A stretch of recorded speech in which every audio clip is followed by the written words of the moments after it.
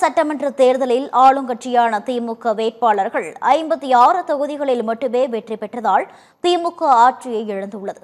தமிழக சட்டமன்ற தேர்தல் வாக்கு எண்ணிக்கை தொடங்கியதில் இருந்து பின்னடைவை சந்தித்த திமுக மதியம் வரை 3வது இடத்தில் நீடித்தது. பின்னர் திமுகவின் முன்னிலை நிலவரம் அதிகரிக்க தொடங்கிய நிலையில் அதிமுகவை பின்னுக்கு தள்ளி 2வது இடத்திற்கு முன்னேறியது. இருப்பினும் சென்னை உட்பட திமுகவின் கோட்டை என்று கூறப்பட்ட பல இடங்களிலும் திமுக வேட்பாளர்கள் தோல்வியடைந்தனர். கொளத்தூர் தொகுதியில் போட்டியிட்ட முதலமைச்சர் மு.க.ஸ்டாலின் தாவேக வேட்பாளர் VS பாபுவிடம் 8795 வாக்குகள் வித்தியாசத்தில் தோல்வியடைந்தார். அமைச்சர்கள் துரைமுருகன், மா சுப்பிரமணியன், மூர்த்தி, நாசர், கீதா ஜீவன் ஆகியோர் தோல்வியடைந்தனர்.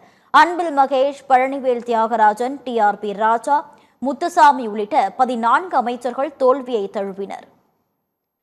தமிழக சட்டமன்ற தேர்தலில் திமுக கூட்டணியில் இடம்பெற்றுள்ள காங்கிரஸ் கட்சி தான் போட்டியிட்ட 28 தொகுதிகளில் 5 தொகுதிகளில் வெற்றி பெற்றுள்ளது. விசிக, CPM, CPI, IUML தலா 2 தொகுதிகளில் வெற்றி பெற்றுள்ளன. மதிமுக, தேமுதிக, மனிதநேய மக்கள் கட்சி, மனிதநேய ஜனநாயக கட்சிகள் தலா 1 தொகுதியில் வெற்றி பெற்றுள்ளன.